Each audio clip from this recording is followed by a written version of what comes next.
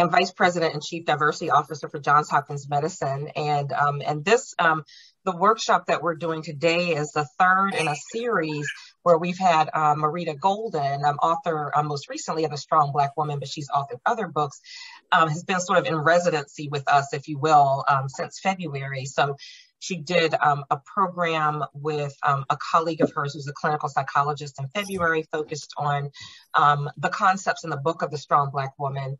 And then last month, we did this in conjunction with the Office of Wellbeing as a part of their HOPE initiative. So honoring our pandemic experiences. And that was a mental health workshop that was held last month. And then along with the HOPE initiative, one of the ways that we can think about healing is often through our writing. So for many people, writing their feelings and experiences can be very therapeutic. I will tell you that I'm one who journals, and when Marita and I were preparing for this workshop, I'll share with you all what I shared with her is, when I was probably 20 years ago, I started doing my prayers in the morning by journaling. And so the first reason was because my son was under 2 years old and I was exhausted. So every time I closed my eyes, I fell asleep. Didn't matter whether I was praying, sitting, or watching television. So for me, like writing, obviously it's harder to fall asleep when you're writing, but then what it really did was it allowed me to sort of express things in a way that was very therapeutic. So over the last 20 years, I have boxes and boxes of journals filled. And what's really nice is when I'm in a rough place in life, I can actually go back to those journals and see where I've been before and how I got through those things. So that's why writing can be very therapeutic. And as we think about what we've all been through in the last year, 2 years, and in some senses are still going through, I mean, I feel like we're not, like out of the woods, and this is going to always sort of be overshadow things for a period of time, but to begin to heal and figure out how to perhaps take charge of some things that we had to set aside in the last 2 years, or actually get rid of some things that were holding us down, that writing is a way to help us do that. So we are very thrilled to have Marita Golden join us again. As Tamala mentioned, the other two sessions, I think she put the links in the chat. And for those of you who haven't joined us for previous sessions, I'll just share a bit of Marita's background before turning it over to her. But just want to mention, because this is a session about writing as a form of healing, please have either your iPad or a pad and pen for those of you who want to write as a part of this session to be able to do that. So Marita Golden is an award-winning author of 19 works of fiction and nonfiction. She's the recipient of many awards, including the Writers for Writers Award presented by Barnes & Noble and Poets and Writers, an award from the Authors Guild, and the Fiction Award for her novel After, awarded by the Black Caucus of the American Library Association. She has lectured and read from her work internationally. She is co-founder and president emerita of Zora Neale Hurston / Richard Wright Foundation, and is veteran teacher of writing. She's taught at the University of Lagos in Nigeria and has served as a member of the faculties of the MFA Graduate Creative Writing Programs at George Mason University and Virginia Commonwealth University. She has served as a distinguished writer in residence in the MA Creative Writing Program at Johns Hopkins University and Prince George's Community College and the University of the District of Columbia. As a literary consultant, she offers writing workshops, coaching, and manuscript evaluation services. So we are thrilled to have her, and I will turn it over to her. And for those of you who haven't been in prior sessions, we are not related physically, but as our spiritual sisters in a sister circle. So despite the similarity of our names, so I'll turn it over to her. I have to laugh every time you say that, Sharita. Thank you, Sharita, for the introduction, and thank you for the invitation to offer this 3-month virtual residency, which has been enormously gratifying and satisfying to me, and I hope for those who have been part of it. When Sharita and I were putting this 3-month residency together, I thought that it would be a good place to sort of round things out by offering a writing workshop. And for many of us, writing is both an activity that we do and it's an aspiration. I mean, many people want to write. A lot of people want to write in the sense that they want to be the next Terry McMillan or the next John Grisham. But many people also just want to write for release, for healing. And the great thing about writing is that there's so many ways that you can write. Sharita and I were talking about journaling, for example. I write books and I occasionally journal. And journaling is extremely important to me as a way to sort out what I'm feeling, figure out what I'm feeling. I often like to talk about how when Barack Obama was ascending in our consciousness as a political person, we learned a lot about his life. And we learned that he had started keeping a diary when he was in high school.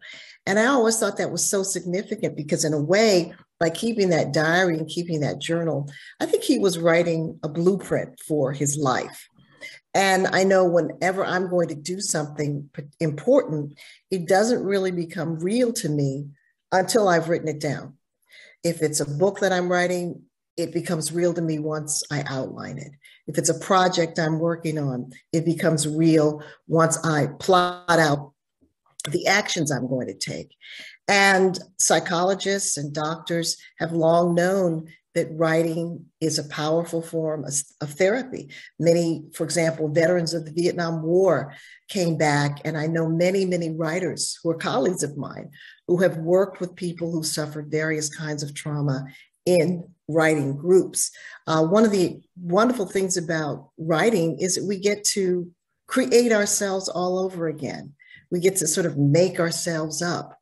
And so what we're going to do today is, first, I want to talk to you about where you are now in your writing life, why you signed up for today, what you hope to learn or get from our time. And then we're going to actually do some writing. It's not going to be writing where you'll be graded. I'm going to give you a couple of prompts that are designed to take you kind of deep in a question or an idea. And I'll give you a few minutes to write, and then we're going to talk about that.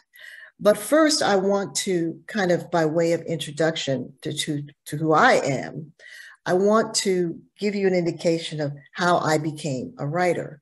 I've written 20 books, fiction and nonfiction, and I just learned this morning, Sharita, that The Strong Black Woman has won a literary award. It's won the Sarton Gilda Women Writers Award in nonfiction. So I was really pleased about that. But I grew up in a household of storytellers. There was my father and my mother, and they conspired unconsciously to make me a writer. My father was this great storyteller, always telling me stories about the African past and great heroes and heroines. And I kind of got my first writing lessons from him. And I learned that a good story, whether it's a story about ourselves or a story about someone else, has at its center a person who transforms themselves and has an impact or changes others. So I'm going to read a couple of little paragraphs about the impact that my mother had on making me a writer. And then I really am going to be very interested in having you share with me about your writing life, what more you would like of your writing life, and the ways in which your writing life has healed you. I don't know how I would have lived my life without writing, because writing has allowed me to understand so much of what has happened to me. And this is from a book called Living Out Loud, which is a collection of essays about how I became a writer. And this is the opening four graphs about my mother. The first person to formally anoint me with a sense of literary authority was my mother. This powerful act of designation and faith was performed one Saturday evening in the kitchen of the 3-story Victorian house we lived in. I was helping my mother make biscuits. We were preparing dinner. And I had no way of knowing that my mother was much more interested in nourishing my soul than my body, as her large flour-coated hands kneaded a mound of dough. Gazing at me in a sly, offhanded manner, that in no way hinted at the momentousness of what she was about to say. My mother whispered in the voice reserved for the exposure of a cherished, secret type of knowledge. Quote, "One day you're going to write a book." Shakespeare said that all power lies in the world of dreams. My mother had watched me, her youngest, daydreaming, poetry writing, book devouring daughter, and sensed my hunger both to consume the world and to recreate it. Of all the words my mother ever spoke to me, that charge, that prediction has come over the years to resonate with more love than perhaps even she knew it possessed. My mother had given birth to me 12 years earlier, and that day in our kitchen, she gave birth to me again. She articulated for me a vision that was impossible for me to assert for myself. It is one thing to nurture a desire. It is quite another to lay claim to it with language. That day, my mother became an architect of a house, a space, a place that I have lived in unconsciously and consciously most of my life. And I consider that a kind of baptism that my mother involved me in. It was almost like a physical laying on of hands. Now, today, young people today have all sorts of options. They can go on the internet, there are websites where they can write a book and print a book. It's not unusual for young people in school to have writers visit their schools. But when I was growing up, the thought that I would grow up to be a writer was really something that was not that easy to assume. But my writing life has been intensely important to me. And if ever anything meaningful happens to me, I'm pretty much going to turn it into a book.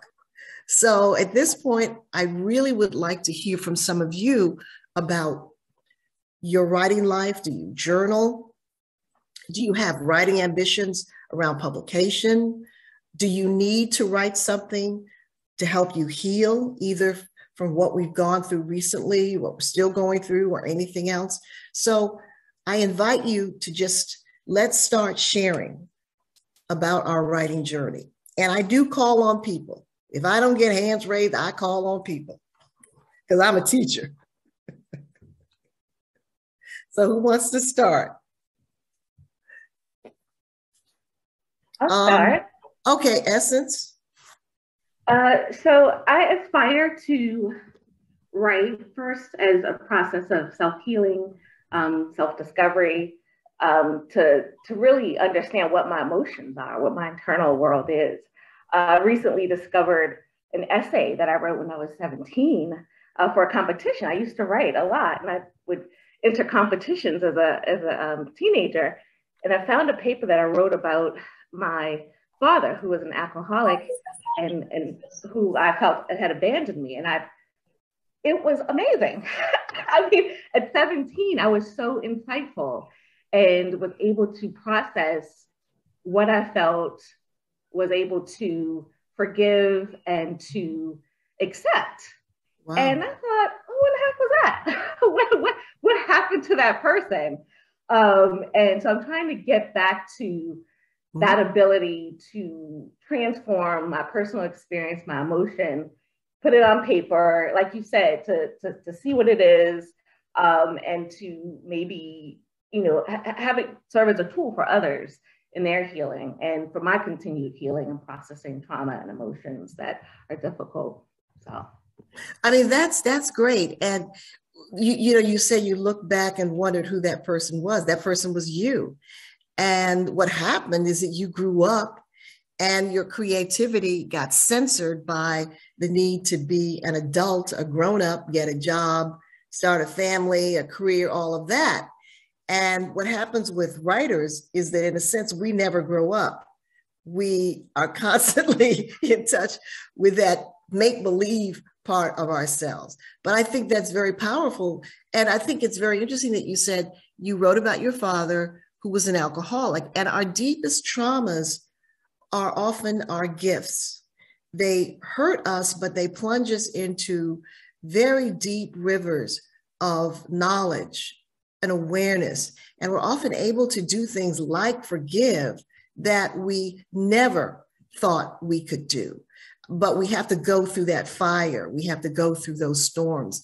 And clearly, you had done that at a very early age, and you want to get back to it. Thank you. Oh, I have couple of the writing prompts that I'm going to give later on. I think will help you with that. Are you journaling, or are you trying to write an essay? I'm inconsistent at journaling. I'll write and just recount what happened during the day, or sometimes I'll, have some great insight and I'll write it down and then I don't revisit it, or, months go by. So I buy fancy journals. Spend lots of money. I got a nice collection of journals, but this is from last year, but I'm like, oh, I found an empty spot in it, so let me use it for today. So I would like to. Well, I think you want to set an intention that I want to write 1,000 words, which is 4 pages. I want to write 1,000 words about X. I want to write 1,000 words about why I stopped writing. You see, so you don't make it we buy the journals. I have a beautiful journal too, but I may journal in it once every 2 or 3 weeks when I feel the need. But the rest of the time, I may be writing other things. And what stops us from writing a lot of times is we think that we have to write War and Peace, which is 1,200 pages in over the weekend. I write one sentence at a time, and those sentences become paragraphs. When I'm working on a project, I will write an hour a day. When I was younger, I wrote longer, but as I've gotten older, I've discovered that sometimes really focused, short periods of writing will reveal more than 5 hours of writing, and 3 hours of those 5, I'm, turning on soap operas or getting something to eat or doing anything but writing. So I would say to you, if your intention is to start, just say, I want to write 2 pages about X, and take the pressure off. Take the pressure off. Anyone else? A Sion, or is that Nicole? Nicole has her hand up. Did I have my hand up? I see Nicole. I think it's Joanne. I think it was Joanne, maybe? Yes, yeah. It's Joanne. Oh, okay. Okay, Joanne. Oh, Joanne. Oh, okay. Yeah. Yeah, I'm jumping in here early before I lose my nerve. I'm just thinking through what really kind of inspired me to write. And I had grown up in New York many, many years ago. And there used to be like a children's radio theater that came on. And I would always listen to things like Oliver Twist or, Diary of Anne Frank played out on the radio. Mm-hmm. But my mom also was big into writing. She had lots of books about the classics, Shakespeare and other things. And she also was a songwriter.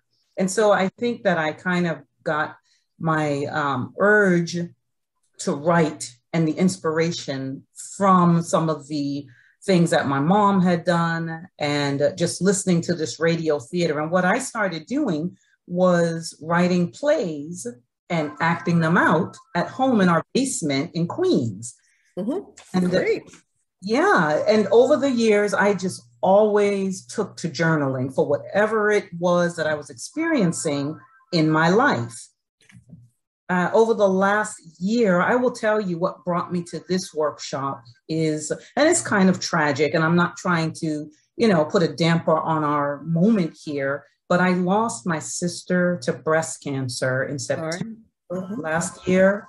Mm-hmm. And 2 weeks after we buried her, my mom passed away from complications of a stroke. And I buried my dad on March 5th of this year.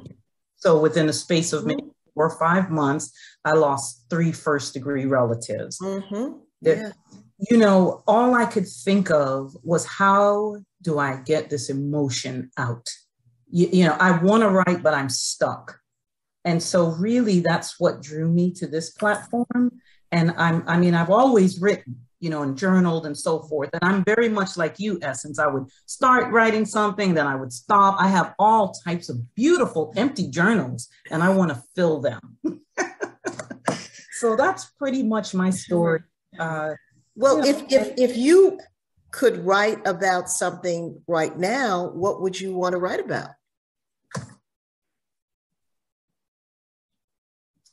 It's such a hard thing to say, because as a healthcare professional for 30 years, I felt that there were so many things that went wrong with the care of my mom and even dad that angered me, gave me this sort of jaded outlook about the profession. You know, and I know that's probably not anybody's fault, but when you start, and especially if you're a healthcare person and you understand how processes are supposed to work, and we're given to, you know, safety and quality, and you don't see those things at play when it comes to your loved one, and you're now on the other side, it can be a little upsetting. And so I know none of it is going to bring them back. Sure. But it could change the system. And it could allow other people not to be victimized by what you see as perhaps incompetence or institutional failure. And so what you could write is, you could write a letter that you either will send or will not send to the people who, at whatever institutions, were in charge of your loved one's care. Right. You can simply write a letter. You don't have to write a novel. You don't have to write a short story. You don't have to write a play. At this point in your life, it seems that the most important thing you need to do is speak your truth to people who you feel let your family down. And I think that's the most important thing for you to write. And I think if I were writing that letter, I would claim my anger and I would claim my hurt in the first sentence. And my first sentence would be, let me tell you why my mother did not have to die. Wow. Let me tell you why my father died too soon. Right. And so don't think about, oh, they're not going to read the letter. Oh, this won't happen. Oh, just write the letter. You're clearly an experienced person, a veteran of the healthcare industry. You're creative, you're smart, you're intelligent. So the thing is, just write a letter. Just get it out. Don't worry about what you're going to do with it. And you may want to start writing that letter in the time that we have today. Okay. Erica? Thank you. Erica Warkus, do you have your hand up? Hi. Yeah. I thank you guys for sharing so far. That's really powerful, I think. I'm an ER resident, actually down in Sarasota. I'm up at Johns Hopkins for PICU. But I write because it's how I deal with the difficult patients, the patients that die, or the interactions with family that kind of sit with you, that you have to find a way to deal with somehow. And some people talk, some people, I don't know, have other cathartic methods. But I find when I write, it goes away from my mind somehow. And as part of that, I am writing a book. I'm also creating a website that can be a forum for emergency medicine writing. Great. And we have a process by which we anonymize everything, and there'll be a single hospital that all the hospital names will be changed to. And that's just getting into the swing of things. It's going to be called MRAP, Emergency Medicine Writing, Rhetoric, and Practice. And it seems like writing is a way, maybe one of the best ways to deal with the death and dying and sad situations in healthcare, and other parts of life. Yeah, that's amazing. That's very, very important what you're doing. I mean, there's a reason why medical programs are so popular. You know, back in the old days, Marcus Welby, Dr. Kildare, today, The Good Doctor, Chicago Med, Transplant, Grey's Anatomy, even though there's way too much sex on that show for me, but we love stories about life and death because we're all gonna die. And we're curious about what's gonna happen. And we don't have to die to see it. We can see others go through it. And when people are in life and death situations, their emotions are so tender and so raw, and they're pushed to change or grow. Everything comes out. So that's why those programs are so popular. And I think that what you're doing is really very important. I mean, you want to think about doing an anthology.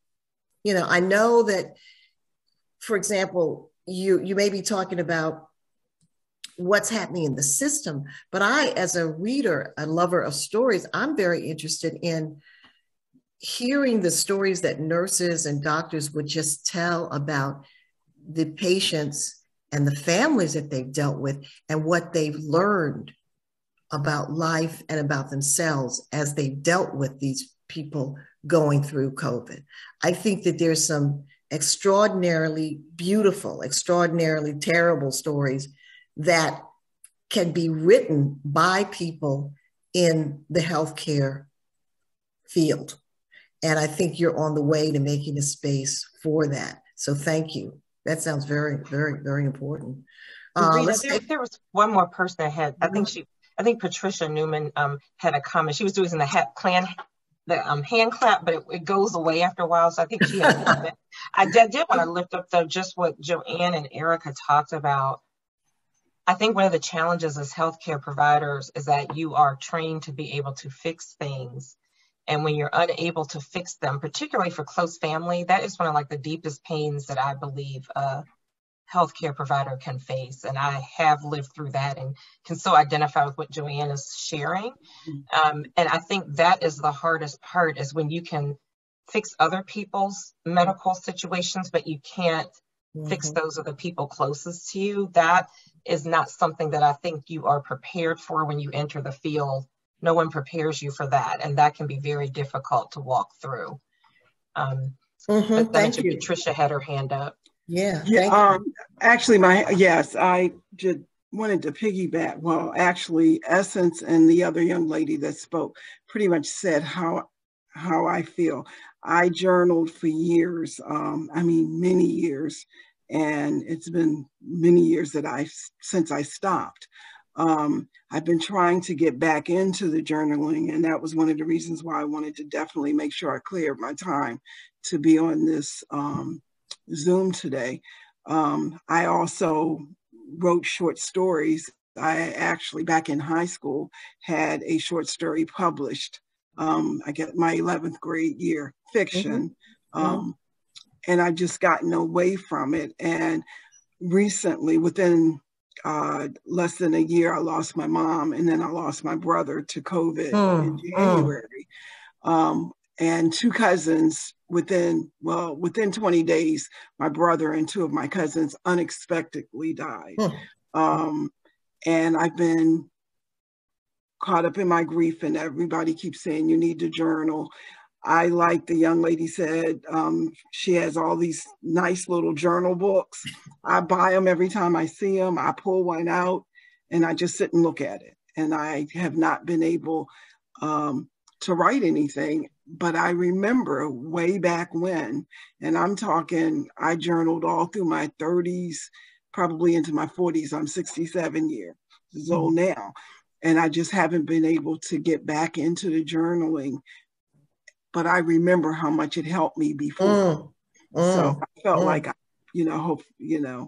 and I'm listening to the things that you're saying, Mrs. Golden, and I'm appreciating it, because yes, I'm in a place and I need to get past it where I can pick up that pen. Yeah, the first thing is, I really think it's really important not to beat yourself up. I should be writing. No, you should be healing. You should be healing. And perhaps writing is part of the healing. Perhaps it's not. But very often when we have a really profound desire to write, that desire sits right beside a profound fear of writing. Fear. I mean, I'll talk about I've written 20 books, as I said, but when I was writing this book, Don't Play in the Sun, One Woman's Journey Through the Color Complex, about the color complex, the belief that lighter skinned people are better, more intelligent, more valuable than darker skinned people all over the world. It was extremely difficult for me to write that book. And that book had no knowledge that I had written a dozen other books. I was a virgin. I had to prove myself to that story. And I wrote a draft and I sent it to my editor, and my editor said, well, this is good, but you're not there yet. You're not really, really writing your truth. And I wasn't writing my truth because I was afraid to. I was terrified to write how angry I felt about the ways in which darker skinned people are discriminated against all over the world. And the more research I did for the book, the angrier I got. The more people I talked to, the angrier I got. And I said, look, I got this contract. They've given me money. I can't give the money back. I got to solve this. So I was afraid that if I put on paper how angry I was, and this is going to sound crazy, that I would literally explode. That makes no sense. Makes absolutely no sense. But the anger was that deep that I felt if I really say it, because as a woman, even a liberated, powerful Black woman, there was that part of me that said, well, women not supposed to be angry. Women are supposed to be ladies, nice. You're not supposed to be angry, particularly a mad Black woman. So I played a trick on myself. I got a buzzer, like an egg timer. And I said, okay, all I'm going to do is I'm just going to write for 10 minutes. Even I can get over fear to try to write for 10 minutes. And once I did that and took the pressure off, I said, I'm not writing for posterity. I'm not writing for my editor. I'm just writing to see if I can write for 10 minutes with no pressure, no guilt, no, just put the words down. The timer went off and I picked the buzzer up and threw it across the room and just kept writing. And what had happened is that I gave myself permission to write without fear and see, this is what's going to happen when we start writing later on, is I'm going to give you a certain amount of time and you're not going to have time to develop a story in your head about why you can't write because you only have a short amount of time. And so writing in a short amount of time can sometimes free you up. I also will bribe myself. If I can write, if I can finish this chapter, I'm going to buy a new pair of earrings because my thing is earrings, or I'm going to buy a new book, whatever works for you. But a lot of times the deep yearning to write is right beside the deep fear. So there's nothing inconsistent about that. And so, as I said to Essence, you don't have to feel like you have to write a 20-page essay. Write a paragraph. One of the most beautiful books I ever read, novels, is written called The Buddha in the Attic. It's a novel by Julie Otsuka about the history of the Japanese in this country. And it's a story of all these Japanese women who came in the late 1800s to join their husbands. And it covers about 50 years in 200 pages. And it's in the voice of all these different women at different places in history. It's absolutely beautiful. So I was part of a process that was judging books, and we decided to give that book a major award. And I met her and I said, what's your writing process? She said she goes to Starbucks And a good day for her is one paragraph. She's the kind of writer that she will work that sentence, she will work that paragraph, and she will not move on until it's finished. That would drive me crazy. Okay, so I've sort of plow through. But she's very meditative. She's not thinking, I have to finish a whole chapter today. Her one paragraph. So there are many, many, many ways into writing. And what gets in our head is, I have to write 1,000 words a day. No, if you write one sentence, that may be success for you. Okay. One more question, and then we will go into our writing.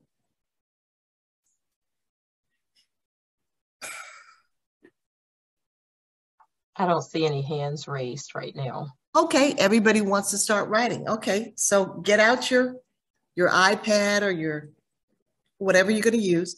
So first thing I'm going to say is, for a couple of you, if something came out of this conversation that we've been having that you want to pursue in this writing, do that. Just go where your instincts and your feelings are leading you. But I do have 3 options, and this is what you will have to write down. I want you to choose one of these to write about if you do not choose to write about something that came out of the conversation. The first is,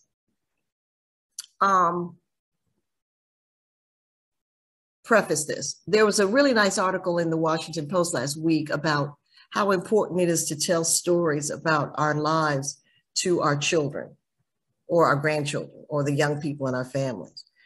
Stories about who we were when we were their age or what we learned from life. And I thought that's really interesting because, you know, even me as a writer, I can't remember that many times when I've talked that much about my life to the young people in my family. So I want you to start writing. This is option 1. A story about your life or something that you did that would inspire a young child or a young person in your family if they knew that about you. A story that you would tell a young person in your family about something you did, something you were, that would inspire them.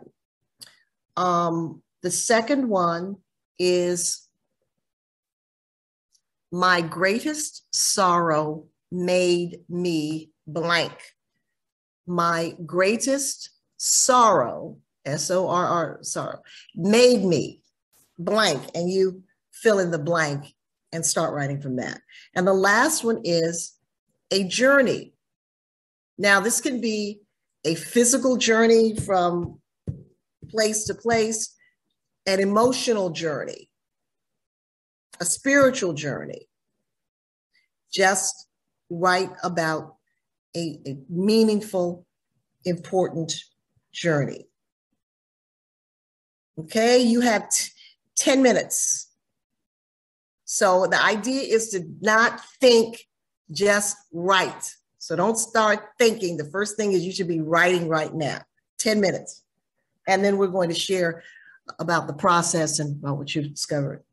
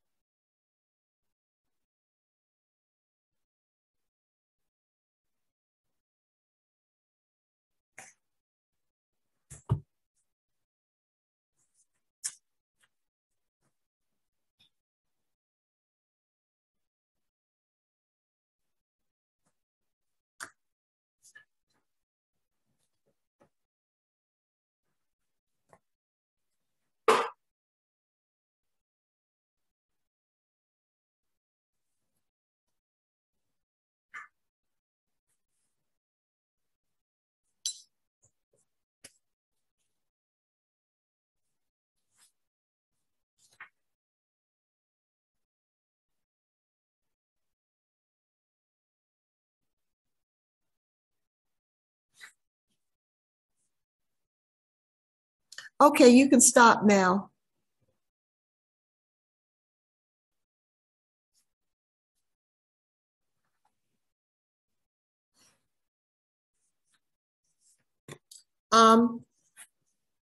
Before I ask anybody to share anything, can somebody share what it felt like in their body, maybe in your mind, to write like that for 10 minutes? Some of you may have experience with writing in response to prompts. Some of you may not. How did it feel? And did you feel yourself in any way go into a zone where you felt free?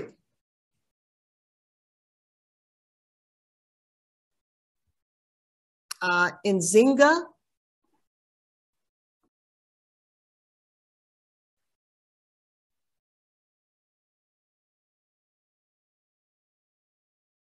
I don't think we can hear you, but it looks like you're unmuted.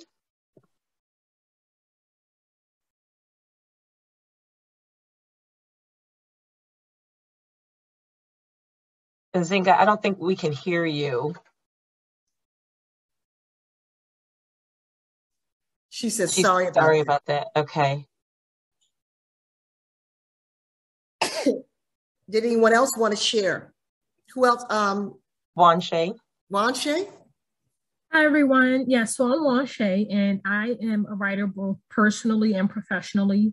I currently work in the marketing communications department at Johns Hopkins Medicine as a media relations specialist, and a large part of my role consists of writing.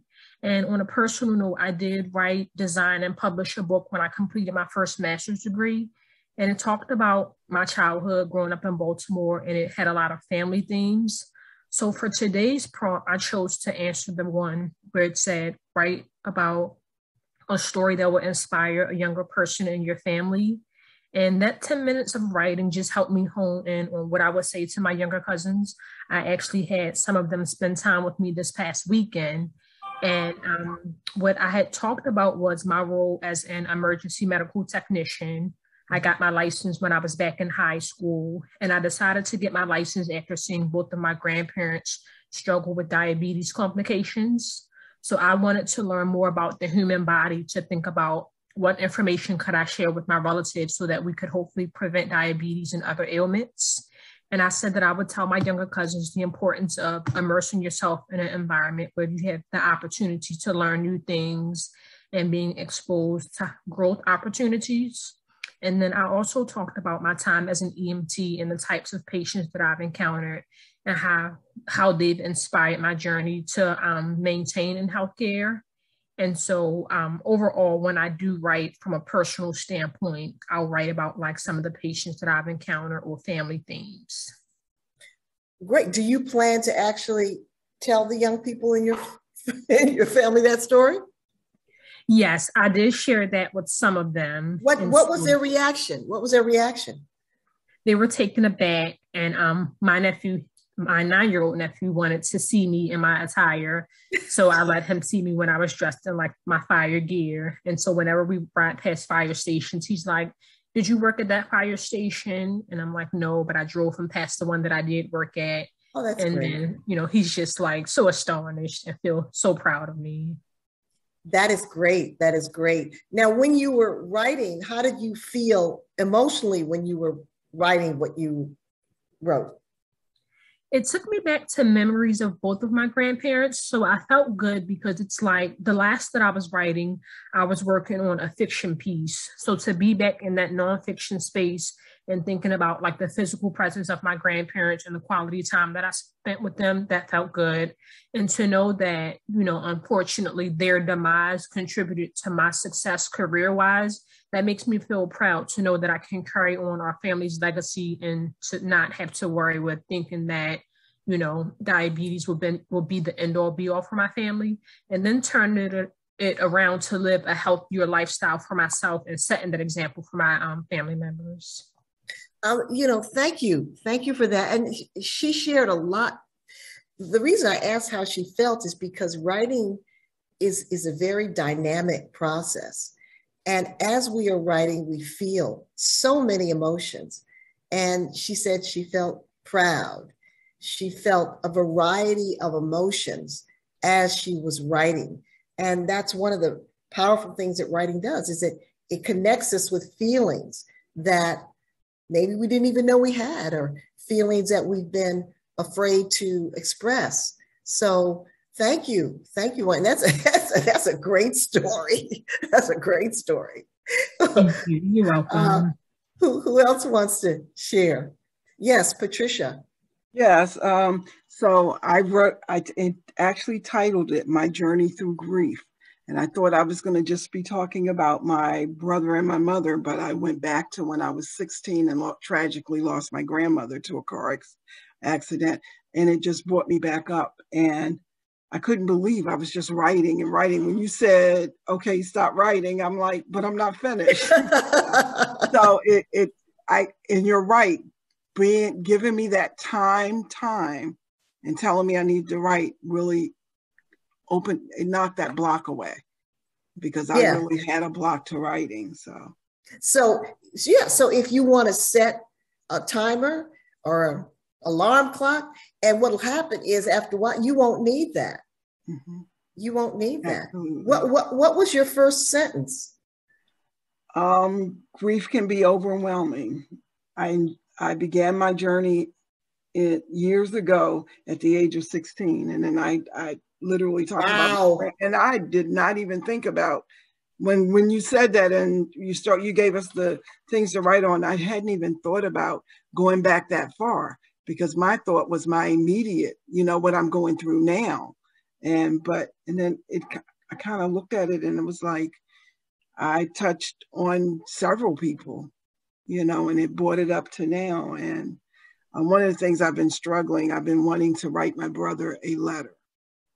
My brother that passed a letter, because I've been angry because he did not get the vaccine for spiritual reasons, and he's just scientific in his mind reasons.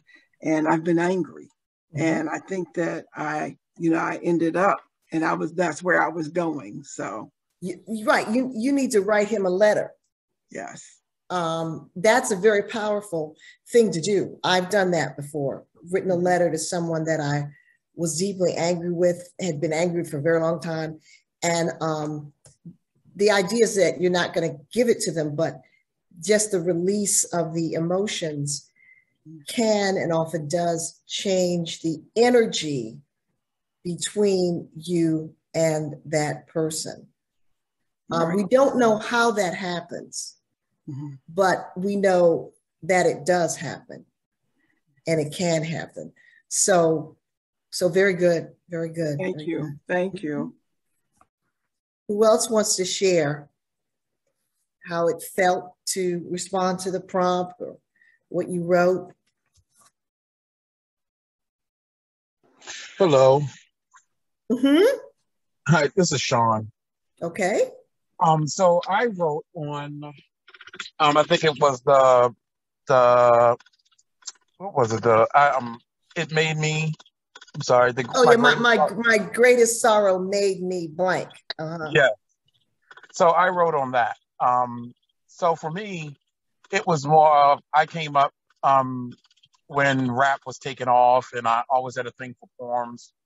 So I just started writing because I just wanted to write something that rhymes. And in the process, of course, getting more into rap, I found myself rapping about stuff I was going through and my personal feelings and all that good stuff. And so times that I could not sleep, I would get up and just write to whatever was in my head. And kind of like you said, going back the next day and looking at it and like, wow, I was thinking about all that stuff. So it became like a release for me to get things out, because I guess I could feel like I could say anything to myself without worrying about being judged by it, or people question what you mean by that and all that stuff. So I found myself, though, kind of like many of you who have had some different things and challenges in life, I felt like I can write about everything. But the reason I chose my greatest sorrow, my first line says, my greatest sorrow made me broken to the point I did not see God the same way. Mm-hmm. And that like paused everything. Mm-hmm. It's like I could not write because it's something in me, even to this day, that is enabling me to not want to feel like I'm saying something against God, if that makes sense. Mm-hmm. And so I was kind of feeling that bubbling in the stomach when I was writing. While I was writing this, because it was definitely a surprise challenge, to try to figure out, can I even have this conversation right now in writing? And yes, it did kind of open up some things and kind of have me say some things that I think I've been wanting to say for a long time that until this point I couldn't actually write down. Can we hear a couple of those things? Oh, you want to keep a secret? It's up to you. No. So I said, my greatest sorrow made me broken to the point I did not see God the same way. I truly believe in God still, but my heart has grown a restriction when it comes to God doing what he has shown me multiple times, which is favor, mercy, protection, and a foundation. I become numb to life since I become numb to life, and it seems like even though I see God is still perfect, I mean, I haven't, up until this point, I've been able to handle God's decision in my life for the most part. But now I have run into Job moments and the Judas moment and a Peter moment and a Job moment. And I just couldn't let the inner Rocky Balboa in me fight for one more round when it comes to this. So it's just kind of like, I just felt like God kind of let me down a little bit. Sure. In the expectation that he built, and it's just one of those things. I think it just comes down to, we know that we have, when you see someone to do something for so long, like you see your parents being so strong all your life, and then all of a sudden you see them broken and they're down and they're sick, it just does something to you. You know what I mean? Mm-hmm. And I just felt like I had some prayer requests. And like you said, I lost family members when I was really believing that God was going to show a miracle. And it was just like one miracle after another was not happening. And like you said, it was a death after death after death after prison. It just seemed like it just became a pattern, and it just did something to me. And it's interesting you said, and it did something to me. And what all that grief can do to us, as long, I think, as we are aware of the God within us, and we can feel that God as we travel through the horrors of grief, it can make us, and I'm not a person that's going to say God doesn't give you more than you can handle. I never say that to somebody.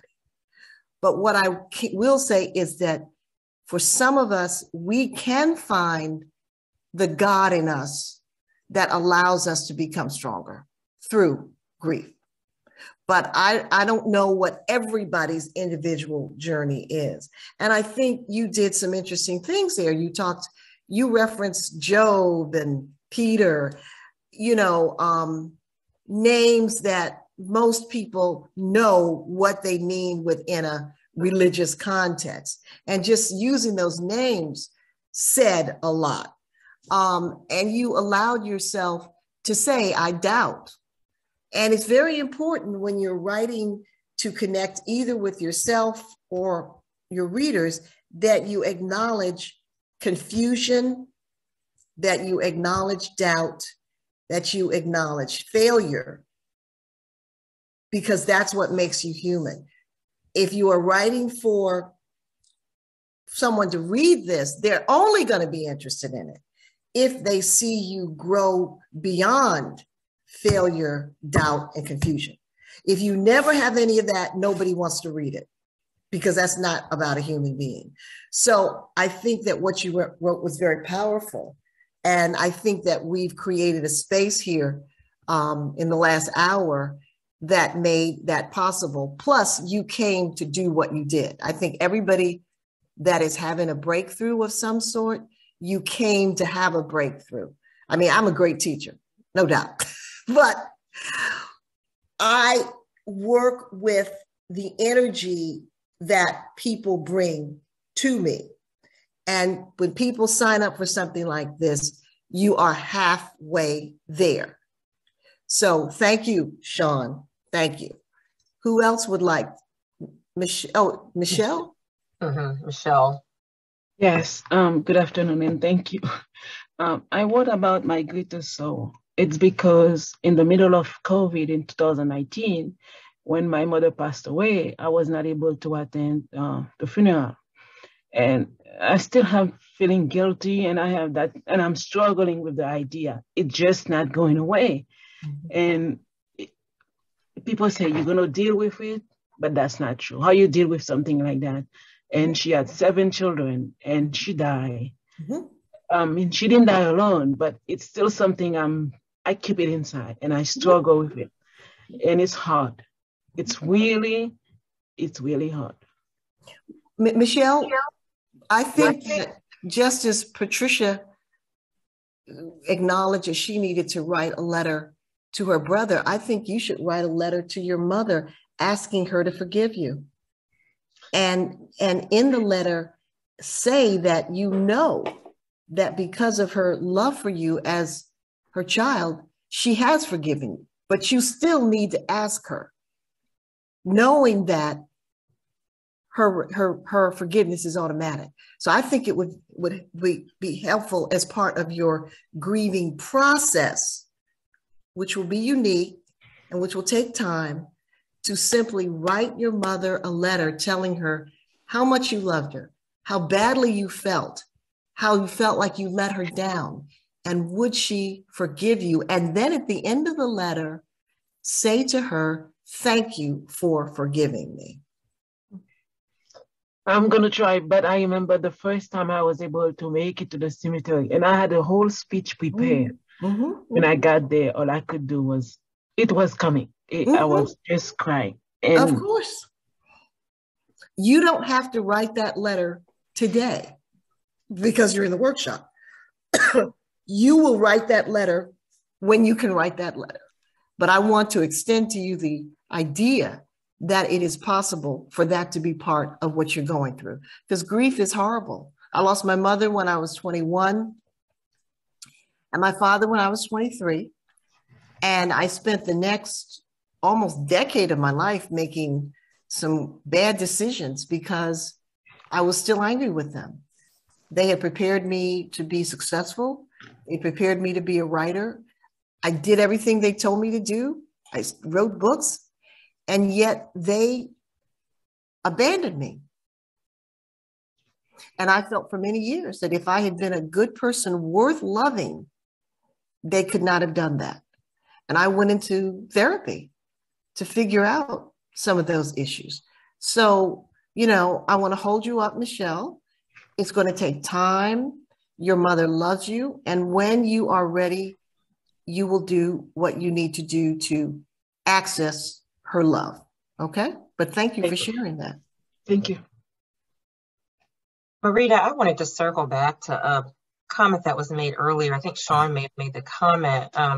But a lot of times, I think many of us, depending upon what traditions we were raised in from a spiritual or religious standpoint, will feel like, well, it's not okay to be honest with God about how we feel. And, I wanted to share something I heard in one of my morning sermons, and it was actually kind of funny. I literally laughed out loud in the bathroom, but I was listening to a Tony Evans sermon one morning, and he's like, there's no point in you all sitting there pretending like you don't want to tell God that you're mad with him about something, because he already knows. He's like reading your mind. So you may as well go ahead and say it. So, and I remember I sort of laughed out loud, but it's kind of like we somehow think we're like fooling God by not writing it down or not saying it. And actually it is okay. And many of the people that Sean invoked in what he wrote, that they had flaws, and they were very honest, and they asked those questions, and they expressed their doubt. And that doesn't mean that we don't. That's why we're you have to express that, and any sort of way that we've been raised that tells us we're not allowed to do that is actually not correct. And that's why you're reading them, because they did blaspheme. And through that worked their way back to their knowledge of the God within them. So yeah. Thank you for adding that, Sharita. Anyone else? This is so powerful. Thank you all for being so generous with the group. Anybody else? Before I call on one or two people, and I'm looking at Essence. Essence. Yeah. So I felt, just joyful and free. I felt a sensation in the middle of my chest, my heart. Also felt some sadness. I wrote about my grandmother and walking to the grocery store with her. I mean, what prompt did you write in response to, or did you just write something of your own? I just wrote, well, it kind of was related to number one, like a story. Okay. It wasn't really an inspirational story, but it was sort of just giving, like I have a 5-year-old son. And ironically, I was just thinking about a way to tell my story to him, like pretty much what you just said. Like a couple of days ago, I was thinking about that. And so and my grandmother passed away last year. Mm-hmm. And so I've been, she passed away last August. And it wasn't only till maybe January that I actually decided, okay, I'm going to intentionally process this grief. From August to January, I was just doing stuff. I bought a new house. I was, doing a lot of stuff. And so I've been looking for ways to intentionally process the grief around, because I haven't felt anything. I haven't, I don't know if I even cried, once really. And I'm like, that's not good.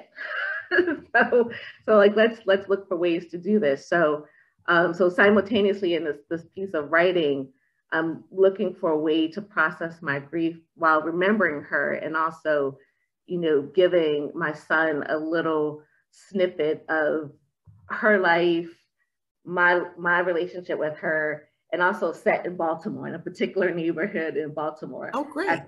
At the end of Broadway and Harford Road, actually. That's where I grew up, just not far from Hopkins. And I drive by there sometimes, and I will literally, so that what I wrote was sort of, when I'm at the corner of Broadway and Harford Road, there's a bank that used to be there that's boarded up. And I sit there in just sadness. And what I wrote when I was writing this, I was evoking that sadness of like, oh man, this neighborhood is deteriorating. It's awful. But I had such a great memory walking up the block with grandma, holding my hand, and we would go into the bank, and she'd get her money out. She'd get her like $300. Did she put it in her breast? No, she didn't do that, but she did have her little black purse.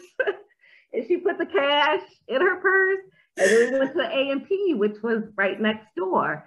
And the A&P now is a Family Dollar, which I can appreciate. I go to Family Dollar, but Family A&P is abandoned as well and is boarded up, and there's a Family Dollar next to that. So there's these two buildings from my childhood that meant so much. Like in my story, we would go into the A&P, and she'd buy like some ham hocks and some black eyed peas. That A&P had such a smell, like, and there's certain grocery stores, if you're going to it, there's a smell of like, I don't know if it's like chitlin meat or ham hocks or whatever it is. They just have a distinct smell. And so I just remember, while I was writing this, that kind of those visceral things of her holding my hand, and she get an extra paper bag. So back then it was only paper bags, right? And she put a loaf of bread or whatever I could carry, and she let me carry that back, to her house. And so it's just, there's a lot. And as I was writing, I would go back in and add like little details, and when you were talking about the lady that wrote Buddha in the attic, I'm like, oh yeah, I can make more color here. But it also was important to me to, like, there was a Sears across the street from there. Now it's a courthouse, So there was just so much wrapped up in this for me. It was really having a happy memory of my grandmother, and maybe in some way I can make this into like a storybook for my son, but also kind of like, and I didn't even intentionally think about doing this, but just a sadness of the loss of the nostalgia of that neighborhood. And just, it's sad. It's just sad and depressing to go through there. And I feel a little bit angry about that. And like, but I just drive through now, keeping on to the Hamilton where I live now. I think that you've written, there's so much in there. How old is your son? He'll be 5 next month. Everything that you shared with us, you can tell your son. I think that it's very important for you to talk about missing your grandmother with your son. Your son needs to know now that it's okay to cry when someone dies, that he can have emotions, he can express those emotions, that the family circle is a place where he's not going to be told, boys don't cry, you're a sissy. He's not going to be told that in your house. So I think that one, you get to talk with him about the emotions you feel. You can talk with him about the love. And in your childhood, kids did that. They went to the store with their grandmother. They kind of looked out for their grandmother, even though they were small. Talk to him like he's an adult. That's a beautiful thing my parents always did with me. They talked to me like I was an intelligent person, which prepared me to be intelligent, to use language, and to think critically. So in this, and I think it's interesting that you said, I'm ready now to intentionally grieve. And what you're finding is that not all of the grieving is sad. It's mixed in with positive things. You can even talk to your son about the death of the neighborhood. You could say, well, how would you feel like if in our neighborhood, one day you woke up and your favorite store across the street was gone? Wouldn't you feel sad? Well, that's the way. Oh gosh, you have so much in there that you can write about and talk about with your son.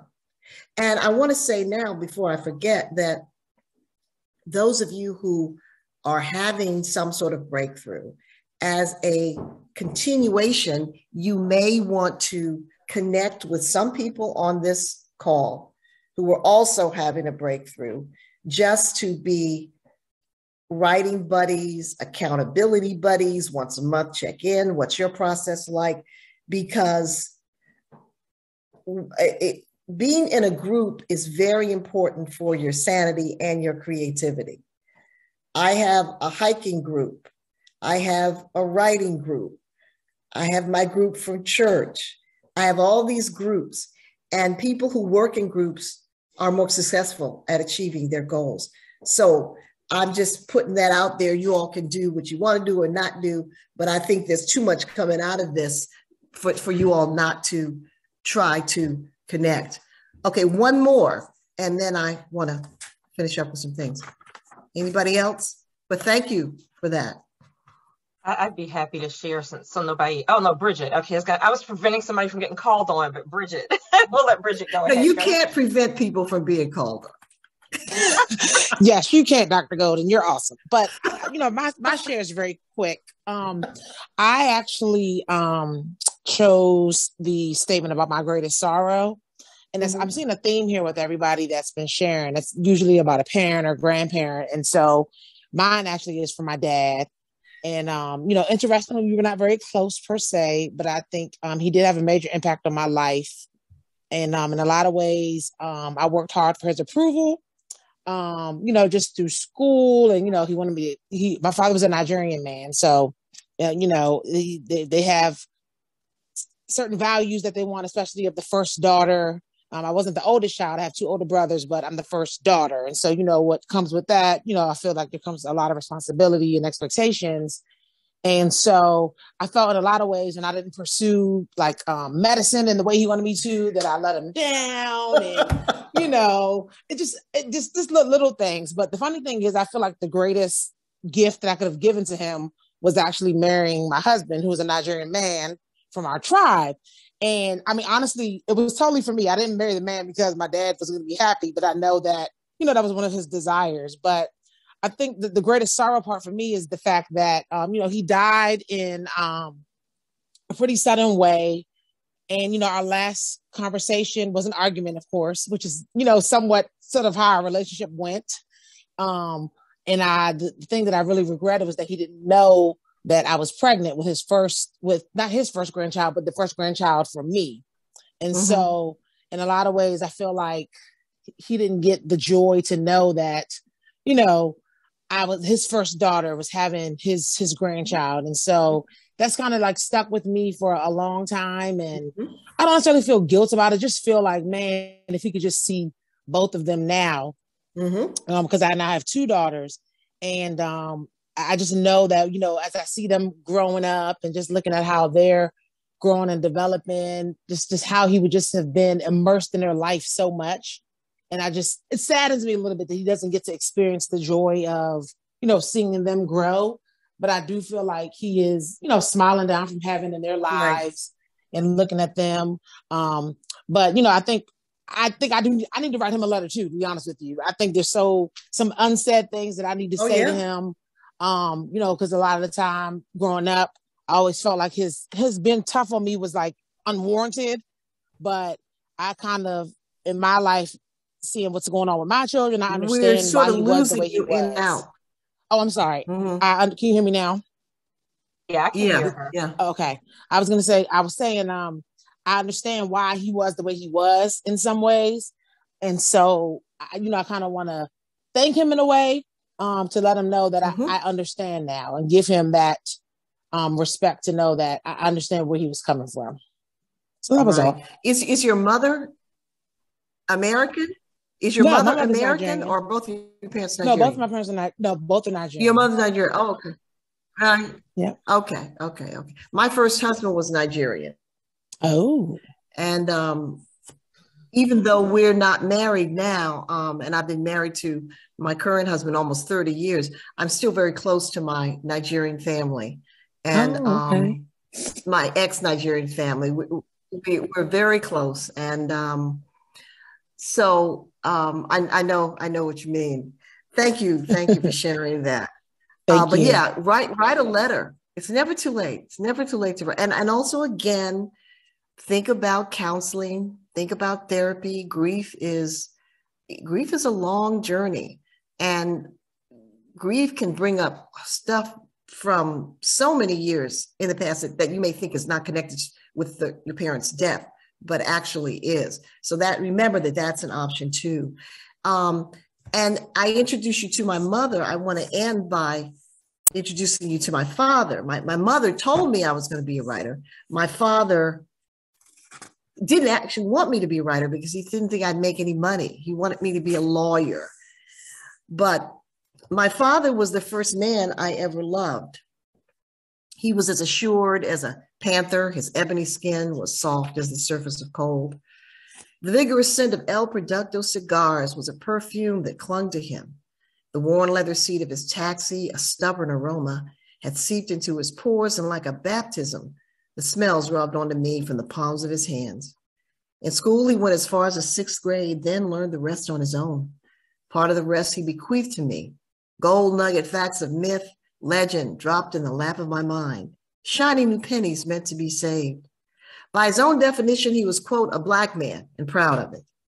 Arming me with a measure of this conviction, he unfolded a richly colored tapestry, savored its silken texture, and warned me never to forget its worth. Africa. It wasn't dark until the white man got there. Cleopatra. I don't care what they tell you in school. She was a Black woman. Hannibal. He crossed the Alps with an army of 50 elephants. The Sphinx, pointing with a tobacco-stained index finger to a page in the encyclopedia. Look at the nose. See how broad it is? That's your nose. That's my nose too. Bitter, frightening tales of slavery, dredged by his great-grandparents from memories that refused to be mute. Passed to him, passed to me.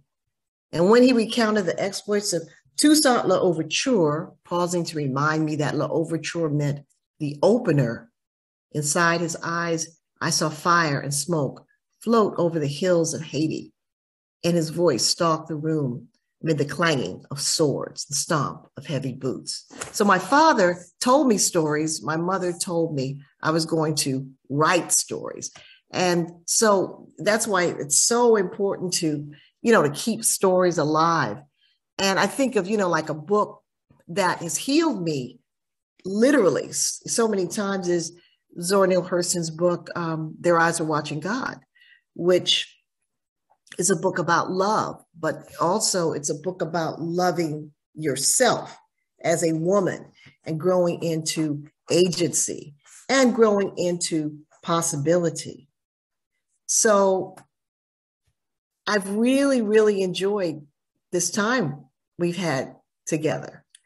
And I think that there have been a couple of breakthroughs, and feel free to reach out to me, maritagolden@gmail.com, with any questions you have. You can visit my website, maritagolden.com. There's information on there about not just my writing workshops, but also I have a whole section on strong Black women, interviews with Black women about prioritizing self-care.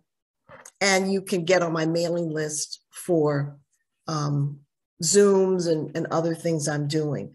But I feel extremely energized by all that we've shared today. And I love looking at Anson. She's just smiling.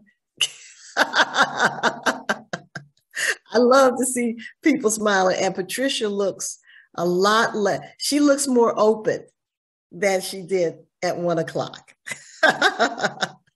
So that being it, I'm going to turn it back over to Sharita. Well, this has been a wonderful afternoon. Thank you so much. It's even an oasis for all of us that are doing the work in the Office of Diversity, Inclusion, and Health Equity, and the Office of Wellbeing. Like, it's even a time for us to take a pause. So I hope you have found this important. And just remember, like, this is actually a part of our own self-care time. It's just finding that time to get away and deal with all of the different things that we've all been going through, are going through, or will be going through, sort of much of it even outside of our work context. So thank you all for your openness. We've gotten so much positive feedback that Marita and I've talked about maybe we could do something quarterly or something on an ongoing basis so we can keep the dialogues going. So she and I are going to talk about that, how we might plan to get that done, like starting up again in the fall, because, it's a journey. It's not a sprint.